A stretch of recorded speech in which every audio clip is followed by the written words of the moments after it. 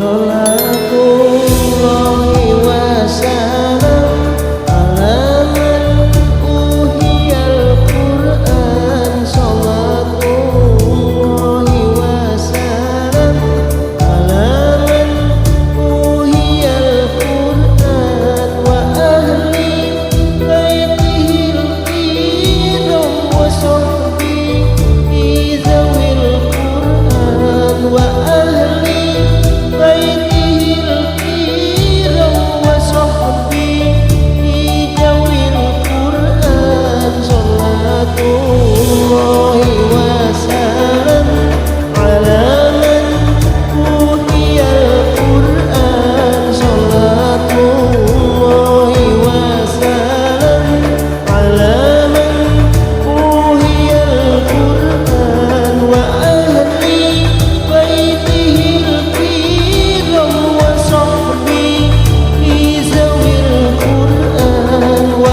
ahli baitihil kiram wa sahbihi. Bapak-ibu yang dirahmati Allah, masih di surat Al-Baqarah ayat 121, bukan 12 ya, 121. Dalam ayat ini Allah Subhanahu wa taala akan menjelaskan tentang seru kepada Bani Israel yang betul-betul beriman gitu. Ayat ini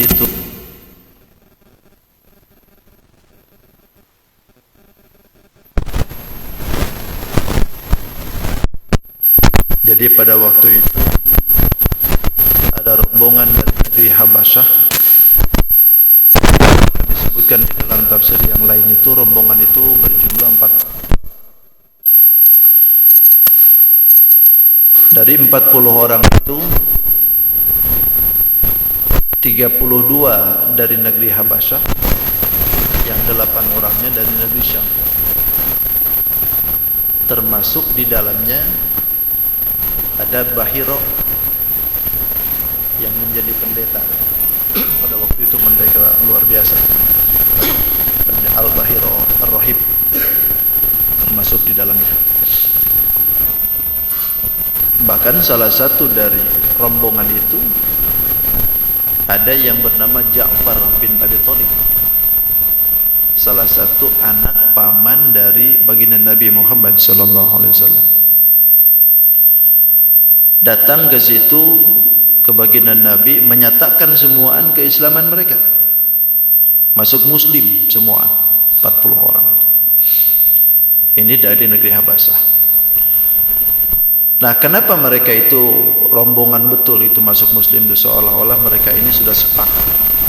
Karena mereka membaca kitab yang diberikan oleh Allah lewat Nabi Musa alaihissalam, mereka bacanya betul-betul.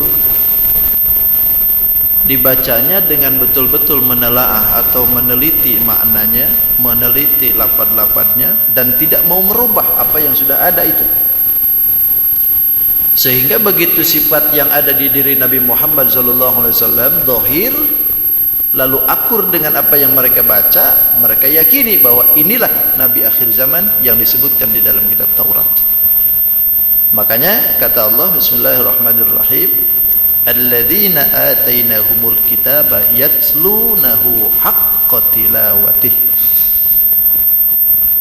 Orang-orang yang diberikan kitab kepada mereka, yajlunahu, kemudian mereka baca itu kitab itu, haqqa tilawati, dengan haknya tilawah, artinya betul-betul bacanya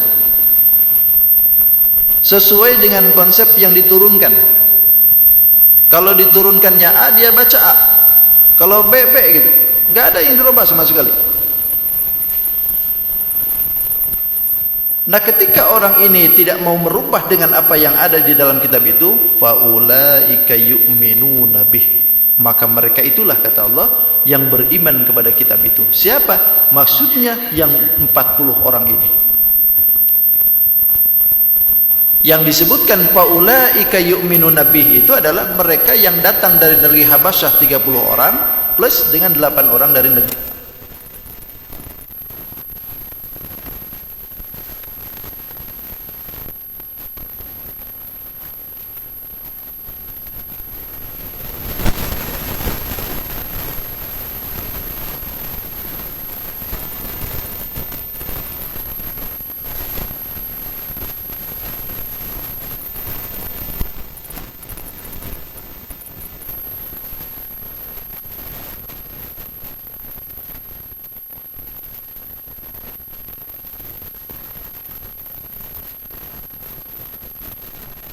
menyebut yu'minuna bih.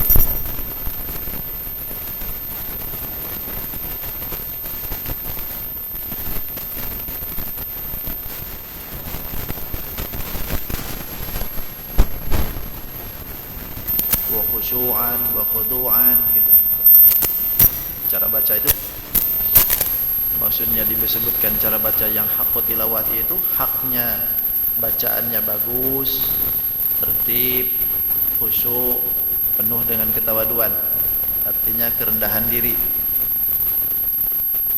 Sebagaimana yang diturunkan oleh malaikat Jibril alaihissalam, sehingga di dalamnya timbul sesuatu ketika ada perintahan, dia mau turun, dia mau, ketika ada larangan, dia mau jauhi, membenarkan dengan adanya ancaman Allah, kemudian berfikir tentang maknanya, mengetahui tentang hukumnya, masrahkan segala ketentuannya. Nah, itu disebut haqqut tilawat. Jadi simbolnya orang-orang yang membaca ini tuh betul-betul bacaannya dihayati. Ketika datang Nabi Muhammad, mereka menyatakan keislaman di hadapan Nabi Muhammad. Lantaran akur dengan bacaan itu. Tapi ketika dia mau kufur, wa may yakfur, siapa orang yang kufur bihi dengan kitab, artinya didatangkan itu kitab lalu dirubah. Bukan hanya bacaannya yang dirubah, bahkan hukum-hukumnya pun diselewengkan. Ketika masalah ini terjadi, faulaika humul khasirun, maka mereka itulah hum al khasiruna, orang-orang golongan yang rugi. Kenapa? Limasiratihim ilan nar, karena merubah kitab baliknya pasti ke neraka, pasti disiksa, merubah ketentuan. Nah, sama aja dengan Quran juga sekarang. Kalau sudah diturunkan macam seperti ini, ya wis, turunkan sesuai dengan apa yang dikatakan, jangan robah-robah. Nah, kalau sekarang ada orang yang sudah berani berubah, kadang-kadang ada yang dirubah di maknanya, ada yang dirubah-rubah secara lafziahnya, padahal tidak diperkenankan. Jangankan merubah kalimat, satu huruf saja yang dihilangkan di sini, kalau memang disengaja, bahkan dia tahu itu hukumnya, tidak boleh. Kufur hukumnya. Ijma' para ulama mengkufuri orang yang merubah, bahkan menghilangkan salah satu huruf daripada Quran yang sudah ada. Makanya dijaga betul. Inna anzalnahu, Allah yang menurunkan Al-Quranul Karim, sekaligus Allah pula yang jaga. Tidak ada seorang pun, ya. Inna nazzalna dzikra wa inna lahu lahafizun. Kami yang menurunkan al-dzikra, al-dzikra itu nama Quran. Lalu kami pula yang jaga itu Quran. Melalui apa? Melalui orang-orang yang hafal Quran, melalui orang-orang yang hafal dalam bacaan, melalui orang-orang yang hafal nahwu, melalui orang yang tahu akan sorof, melalui bayan. Itu semua adalah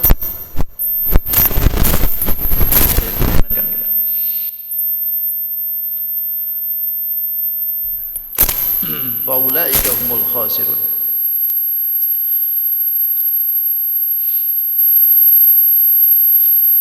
Bahkan ada yang merubah itu pernah terjadi, ya, pernah terjadi. Saya bukan pinjam telinga orang, bukan pinjam mata orang juga, sendirian saya lihat. Ada orang yang sudah berani merubah huruf-huruf Quran. Dalam suratul Fatihah itu kan ada iyyaka na'budu wa iyyaka nasta'in. Kata dia, salah kita di bacaan.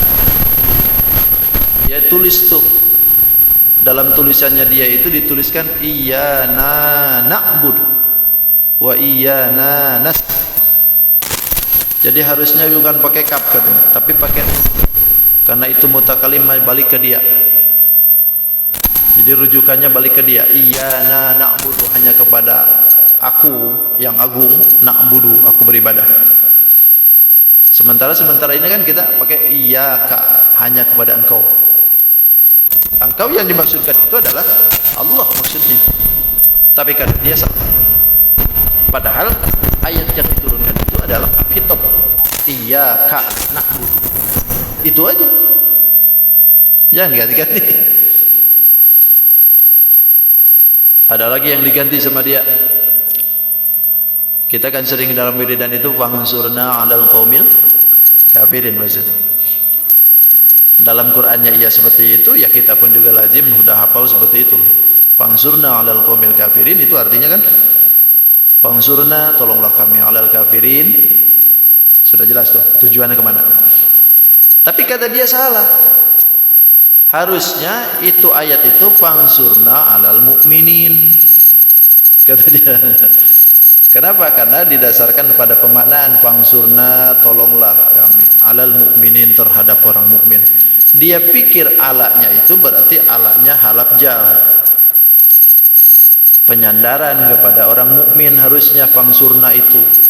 Padahal ala yang dimaksudkan itu ala lil ghalaba, artinya mengalahkan. Secara pemaknaannya fansurna, tolonglah kami 'alal kafirin, mengalahkan orang itu maksudnya. Ini kata dia salah. Ini yang disebut merubah lafaz betul ini. Atau yang dirubahnya itu secara pemaknaan. Misalkan hanya mengambil hukum dohirnya saja, tidak menerima hukum batiniah. Sebagaimana yang terjadi pada kaum Khawarij. Kaum Khawarij itu mengambil dohirnya saja Quran itu. Wala ya'rifuna ma'ani. Tidak tahu menau, bahkan tidak mau tahu tentang urusan makna secara batiniahnya. Sehingga fadallu wa adallu. Mereka sudah tersesat, bahkan menyesatkan orang. Seperti misalkan hukum dohir dengan batiniah itu. Karena di dalam Al-Quran itu ada pemaknaan dohir, ada pemaknaan batiniah. Seperti misalkan Allah Subhanahu wa taala menyebutkan yadullahi fawqa aydihim. Tangannya Allah ada di atas tangan mereka. Nah, kalau menurut hukum orang-orang Khawarij, itu tangan itu ya udah tangan aja sudah. Sebagaimana mestinya dohirnya itu ayat. Berarti menyatakan Tuhan punya tangan. Kalau punya tangan berarti sama dengan kita. Sementara Tuhan tidak ada yang sama dengan makhluk. Laisa kamitslihi syai'un. Tidak ada yang sama sesuatu apapun dengan makhluk. Bahkan walam yakul lahu kufuwan ahad kan gitu. Tidak ada yang sekupu, tidak ada yang setara dengan sesuatu apapun. Nah, sementara mereka mengambil dohirnya ayat adalah yadullahi fawqa adihim. Tangannya Allah ada di atas mereka. Berarti punya tangan tuh. Nah, ini yang disebut dengan mengambil hukum dohir. Padahal yang dimaksudkan itu adalah batiniahnya. Yang dimaksudkan bukan tangan, tapi itu kekuasaan. Kenapa disebutkan kalimatnya tangan? Lantaran biasanya yang menjadikan kita berkuasa itu tangan. Orang pengen mukul, yang mukul tangan kan. Kalau pengennya dalam hatinya, yang mukulnya tangan. Yang membuat orang rusak tangan. Yang membuat sesuatu apapun itu tangan. Semua tangan. Bahkan dhaharul fasadu fil barri wal bahr bima kasabat aydin nas kan gitu. Dhahir kerusakan di daratan di lautan itu diakibatkan tangan manusia. Tangan gitu. Karena ini perusak.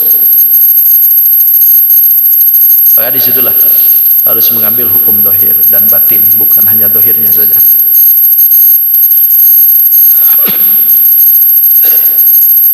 Makanya orang yang merubah-rubah tentang masalah kitab ini, walaupun sifatnya yang dirubah itu adalah batiniahnya, sama juga menjadi kufur. Kenapa? Fa inna min jumlatil abwabil kufri, karena sesungguhnya sekumpulan atau sejumlahan daripada orang yang menjadi kufur itu al-akhdhu bi dhawahiril kitabi was sunnah, mengambil hukum dohirnya saja, Quran dohirnya, sunnahnya pun dohirnya, tidak mau masuk ke dalam batinnya. Jadi akhirnya kufur gitu. Naudzubillah, summa naudzubillah. Kemudian Ya bani Israil adhkuru ni'mati allati an'amtu 'alaikum wa anni faddaltukum 'alal 'alamin. Sebetulnya ayat ini sudah sama ya, balikkan lagi nih. Dalam surat Al-Baqarah 48 ya, sama itu. Persis seperti ini. Tapi diulang lagi oleh Allah. Kenapa diulang-ulang seperti ini? Limazidil qabihi alaihim. Ini tambah kejelekan bagi Bani Israel. Itu aja sebetulnya tujuannya itu. Kata Allah, ya Bani Israel, wahai Bani Israel, uzkuru ni'mati. Ingatlah akan nikmatku allati an'amtu alaikum, yang aku berikan kepada kalian, wa anni faddaltukum 'alal 'alamin. Dan sungguh kata Allah, aku telah mengunggulkan kalian 'alal 'alamin, terhadap seluruh kalian alam. Maksudnya alam yang dimaksud itu, ini sudah ya kemarin.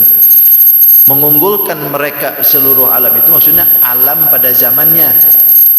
Pada zamannya waktu itu. Sehingga Bani Israel pada waktu itu unggul daripada seluruh makhluknya. Tapi kalau kesininya, enggak. Karena memang sudah terbantahkan dengan dalil yang lain. Kalau memang merasa sekarang ini Bani Israel lebih unggul daripada yang lain, umat Nabi Muhammad pasti lebih unggul. Karena umat Nabi Muhammad sudah disebutkan, kuntum khairu ummah, kan gitu. Kalian itu adalah yang terbaik umat. Siapa? Umat Nabi Muhammad. Bukan lagi Bani Israel. Kalau misalkan mereka itu menganggap bahwa mereka lebih unggul daripada mereka disebabkan karena ada nabinya, Nabi Muhammad lebih unggul daripada semuanya. Jadi sudah terbantahkan dari itu. Makanya faddaltukum 'alal alamin itu adalah alamnya mereka, zaman waktu mereka hidup. Tapi ketika kesininya sudah, karena Nabi Muhammad sudah lahir. Dibuka aja lagi nanti di surat Al-Baqarah 48-nya sama itu. Wattaqu yawman la tajzi nafsun 'an nafsin syai'a wa la yuqbalu minha 'adlun wa la tanfa'uha syafa'atun wa la hum yunsarun. Wattaqu, kata Allah, takutlah kalian, yauman, di hari, la tajzi, boleh dibaca tajzi, boleh dibaca tazzi, boleh pecat idgham, boleh pakai idgham. Kenapa? Lantaran jim dengan zai itu hampir berdekatan. Ini yang disebut dengan idgham mutaqarrib. Idgham mutaqarriban.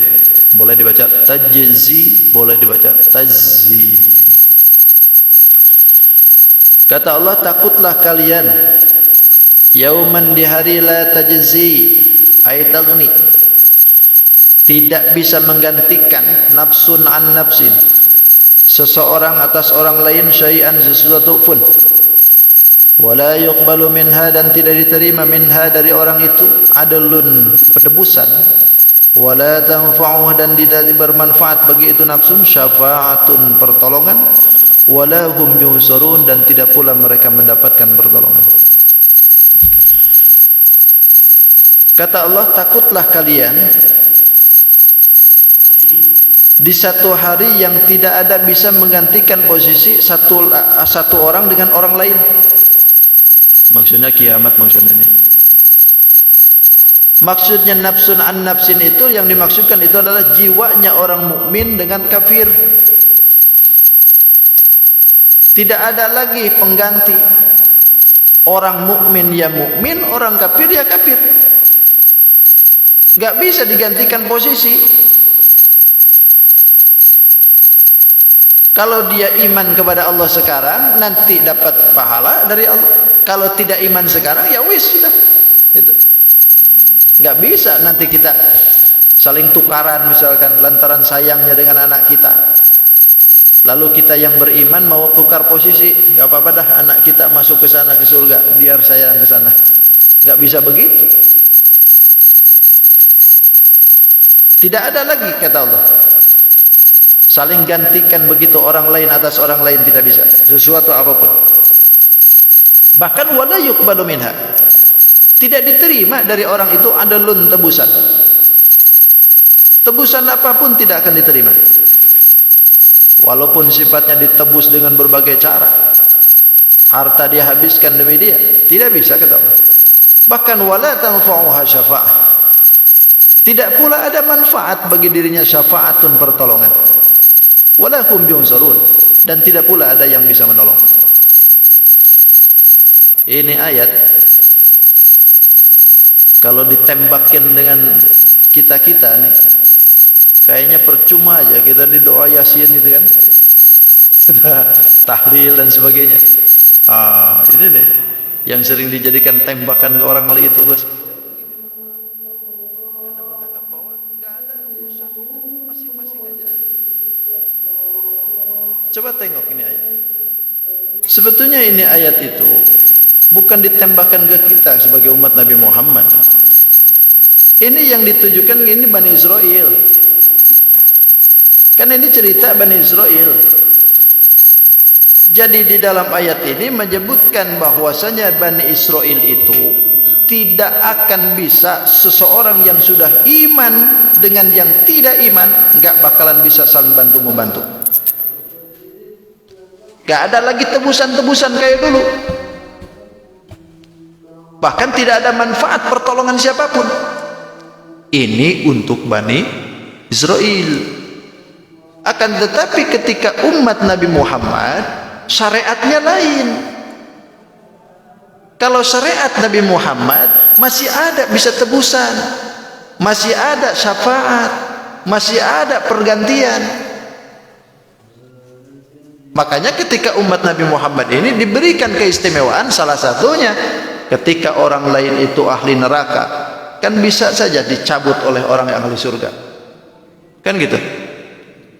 Bapak misalkan, naudzubillah min dzalik, tapi ada dari sekian jamaah ini ahli neraka, tapi karena di dunia ini semasa hidupnya bareng-bareng di pengajian, kumpul-kumpul dalam kebaikan, begitu orang ini masuk surga, dia tanya, ya Rob, dulu saya punya kawan saya dulu sering dialah-alah, duduknya dekat pintu. Itu sebelah mana? Misalkan.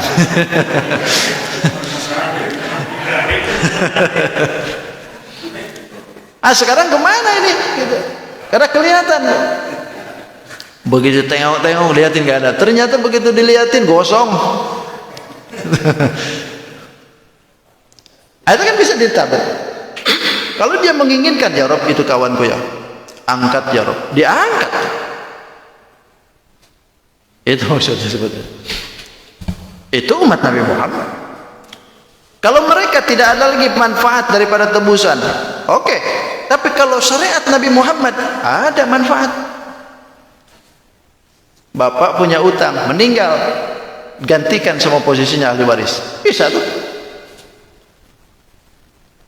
Hadirin, bapak saya sekarang sudah meninggal.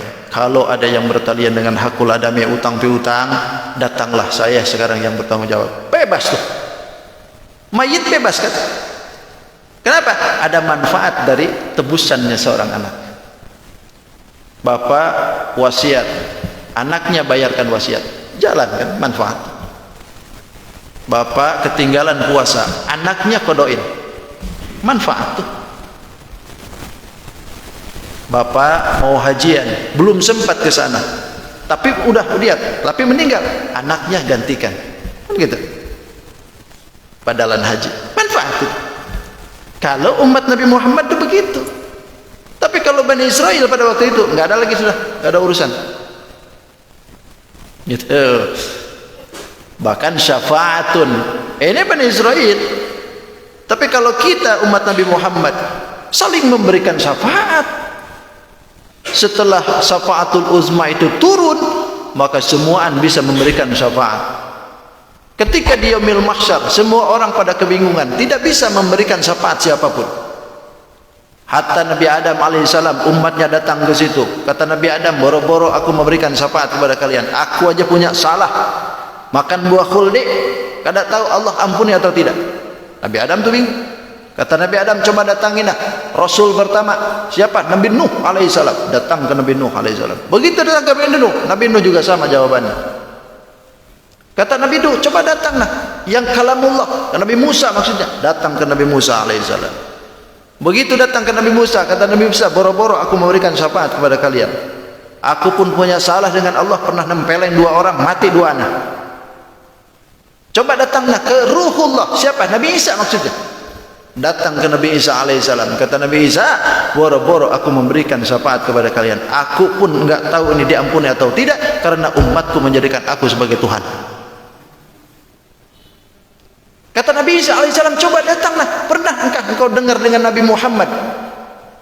Ya, coba datangi. Datangi Nabi Muhammad.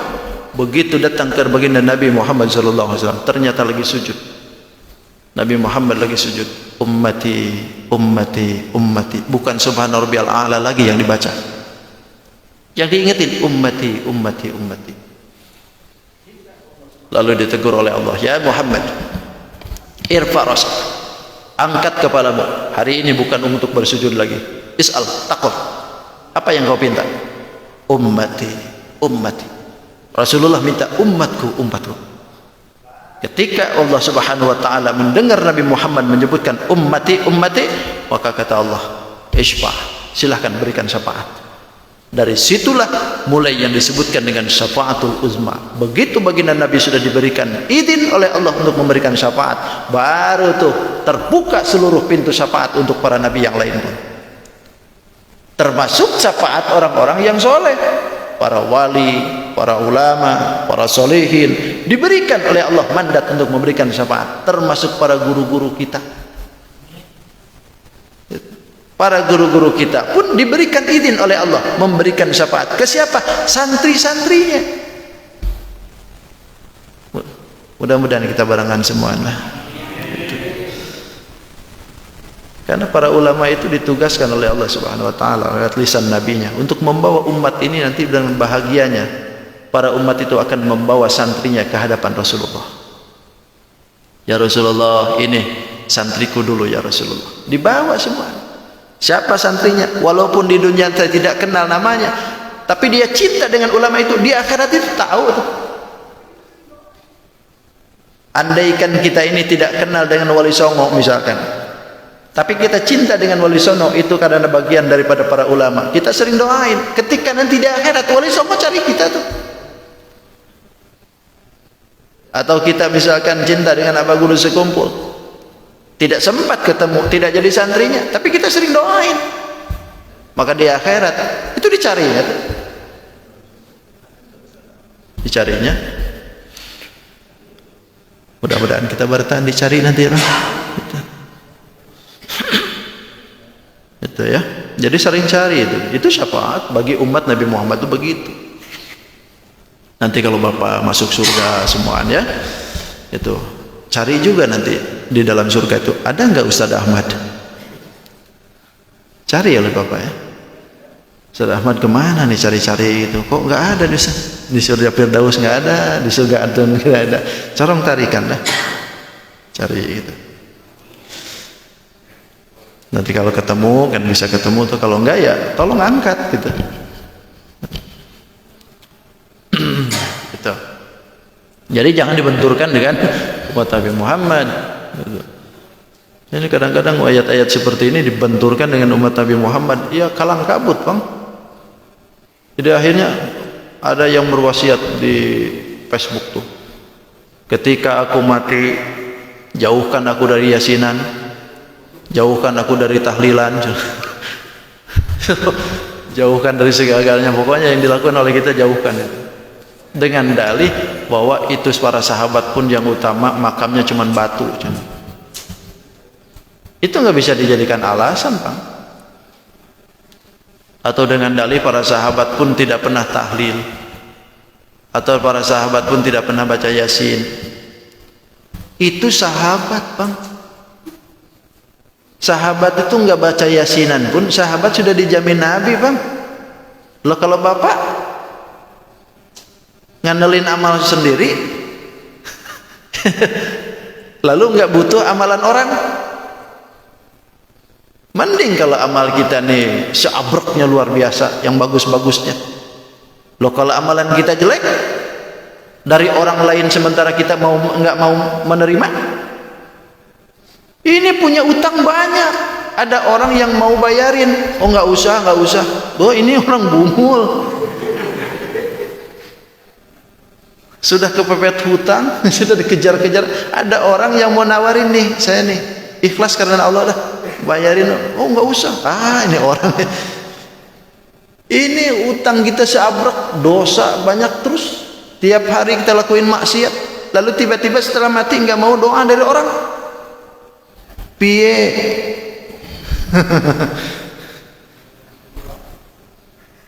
Ya terserah sih, terserah aja, nggak apa-apa. Tapi kalau bapak mati nggak apa-apa, saya doain aja, nggak apa-apa. Soal bapak terima atau nggak masalah. Kembalikan lagi aja Fatihahnya. Kalau nggak suka. Tuh, ya. Jadi bukan di situ letaknya. Kita ini makhluk banyak dosa, banyak maksiat, banyak salah kita nih ya. Itu. Ketika mati ya perlu doa orang gitu. Supaya mudah-mudahan kabul doa orang, kita diangkat, yang salahnya dihapus, yang benernya oleh Allah diangkat gitu. Itu yang diinginkan. Bukan berdalih ke situ. Kalau masalah dalil-dalil itu semua orang juga punya dalil, Kang. Mau sampai mana dalil-dalilnya? Ya kalau semua dalil itu nggak mau nerima ya nggak bisa juga. Banyak-banyak busa ludah aja yang keluar kan dalil, tapi ujung-ujungnya nggak mau nerima, ngapain juga kita. Terus satu lagi, wa idh ibtala Ibrahim rabbuhu bikalimatin fatammahun qala inni ja'iluka linnasi imama qala wa min dhurriyyati qala la yanalu 'ahdil zalimin. Ini akan mengisahkan tentang perjanjian dengan Nabi Ibrahim alaihissalam.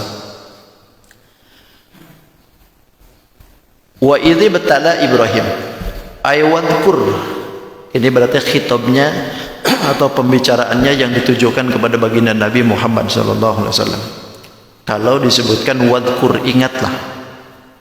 Karena ini itu kan dorobnya dibuang, takdirnya bisa jadi uzkuru, bisa jadi uzkur. Kalau misalkan takdirnya itu adalah uzkur, berarti ingatilah ya Muhammad liqaumika, terhadap kaummu, waqta ibtila Ibrahim, ketika Nabi Ibrahim diuji. Kalau khitabnya itu adalah uzkuru, berarti yang dimaksudkan adalah Bani Israel. Jadi wadhkuru, ingatlah wahai Bani Israel, idz ibtala Ibrahim rabbuh, ketika Nabi Ibrahim diuji oleh Tuhannya. Jadi seperti itu. Berarti ini yang dimaksudkan adalah kisah Nabi Ibrahim untuk menegakkan dalil ini. Untuk menegakkan dalil hujah bagi orang yang menyalahi Nabi Ibrahim alaihissalam. Siapa yang dimaksudkan itu? Yahudi, Nasara, musyrikin. Karena mereka sudah menyalahi semua. Kenapa disebutkan lafaz ini disodorkan kepada mereka? Lantaran mereka tahu betul keutamaan Nabi Ibrahim. Jadi Bani Israel itu tahu betul keutamaan Nabi Ibrahim. Jadi berarti secara tidak langsungnya ini baginda Nabi itu berkata, "Undurut taklifal lati kallafa biha Ibrahim. Ma hiya muwafiqatun lima ji'tu bihi aw mukhalafatun." Seolah-olah baginda Nabi itu berkata, lihatlah coba terhadap perintahan yang diperintahkan kepada Nabi Ibrahim alaihissalam. Apakah perintahan itu sama dengan yang aku datangkan kepada kalian atau tidak? Coba tengok gitu. Ini kan mereka kadang-kadang suka membanding-bandingkan dengan Nabi Ibrahim itu. Nah sekarang coba tengok kata Allah. Sama enggak kata Rasulullah? Dengan apa yang aku hadirkan itu hukum syariat kepada kalian, sama enggak dengan syariat Nabi Ibrahim? Makanya disodorkan ayat ini. Kata Allah, wa idz batala Ibrahim, dan ingatlah ketika Nabi Ibrahim diuji. Ibrahim ini maf'ul, rabbuhu fa'ilnya, maf'ul didahulukan, fa'il belakangan. Kenapa? Sebab ini fa'il butuh kata ganti, butuh domir kembali ke belakang, ke Bani Israel. Boleh dalam Imam Malik disebutkan wa sya'anahu khafa rabbahu Umar wa syadanahu wa zana nuruhu syajar. Boleh. Kalimat ibtala Asal muasalnya ibtala itu al-imtihana syai'un. Menguji sesuatu, itu ibtala disebutnya. Menguji sesuatu. Untuk mengetahui benar atau tidaknya, bohong atau tidaknya seseorang itu. Itu ibtala disebutnya. Tapi kan kalau bagi Allah mustahil begitu. Masa Allah nguji enggak tahu kah benernya seseorang atau bohongnya seseorang? Kan tahu kan? Makanya ibtala yang dimaksudkan di sini tuh bimakna perintahan, amilahu wa amilatun. Perintah maksudnya. Bimakna perintah. Tapi bimakna dasarnya kalimatnya nguji itu. Padahal ujian itu asalnya imtihan. Masa nguji itu? Kalau bagi Tuhan enggak mungkin. Tahu Allah. Nah, ini Nabi Ibrahim alaihissalam diuji oleh Allah Subhanahu wa taala untuk mengetahui kebenarannya yang ada dalam hatinya. Kalau Nabi Ibrahim diuji, yang dohir itu adalah benarnya. Beda halnya dengan iblis. Kalau iblis diuji, itu yang dohir itu bohongnya kan? Itu bedanya. Kalau iblis itu. Nah, diuji oleh Allah Subhanahu wa taala Nabi Ibrahim alaihissalam. Kalau di dalam Al-Quran itu kadang-kadang ada yang disebutkan Ibrahim, ada Abraham. Ibrahim itu nama dari Ajami ya, bukan Arab sebetulnya. Bukan bahasa Arab ini. Ini bahasa Ajam sebetulnya Ibrahim.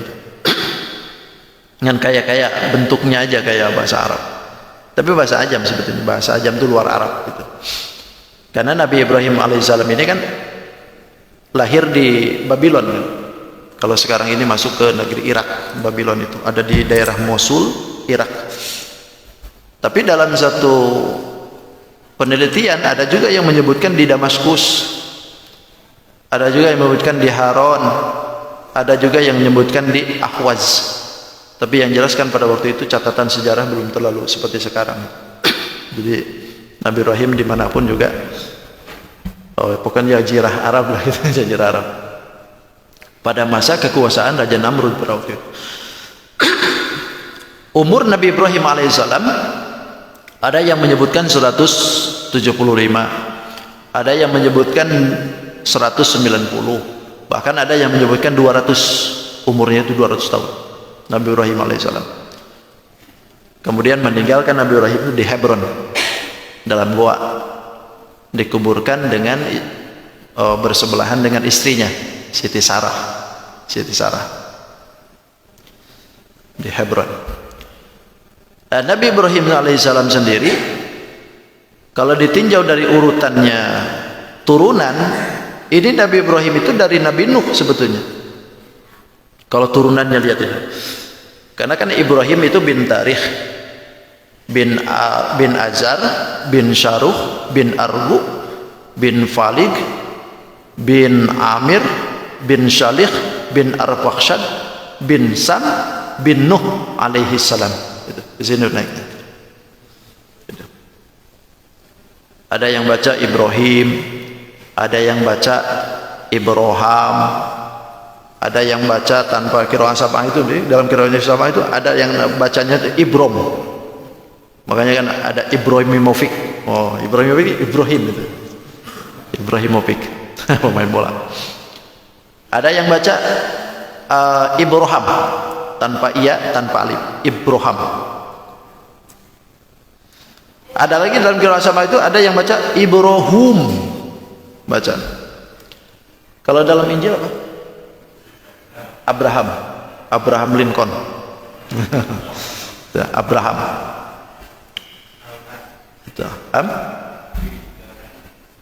Di Taurat. Di Taurat. Abraham ya. Abraham itu ditaskir Abraham jadi Abraham. Di taskir. Seperti kasiro jadi kasira gitu. Di taskir. Oke, lanjut. Sudah setuju tapi sudah setuju sudah selesai dulu. Tanggung kah? Sudah. Soalnya banyak ini ibtalanya Ibrahim ini banyak ini. Ada 30 pun. Minggu depan aja lah. Ya, minggu depan aja. Biar pemaknanya lebih jauh. Enggak terasa dikejar-kejar ulun juga. Gitu. Cukup sudah, pasti ada yang nanya nih. Cukup aja. Oke, siap. Assalamualaikum warahmatullahi wabarakatuh. Sadaqallahu alazim wa sadaqa rasulun nabiyil karim wa nahnu ala dzalika minasyahidin wasyakirin walhamdulillahi rabbil alamin. Allahumma shalli wa sallim ala sayyidina Rasulillah ajma'in. Bismillahirrahmanirrahim. Wassalatu wassalamu ala asyrafil anbiya wal mursalin sayyidina wa maulana Muhammadil amin. Allahumma shalli ala sayyidina Muhammad wa ala ali sayyidina Muhammad. Allahumma rabbi anfa'na bima 'allamtana, rabbi 'allimna alladhi yanfa'una, rabbi faqihna wa faqih ahlana wa qurbatil lana fi dinina. Tawassalna bi ta'alumin wa sallam bi ta'limin anta rizqana al-wasi' wa anta rizqal amanah. Rabbana atina fid dunya hasanah wa fil akhirati hasanah wa qina adzaban nar. Bi fadli subhana rabbika rabbil izzati amma yasifun wa salamun 'alal mursalin walhamdulillahi rabbil alamin. Taqabbalallahu minkum. Subhanakallahumma wa bihamdika asyhadu an la ilaha illa anta astaghfiruka wa atubu ilaik.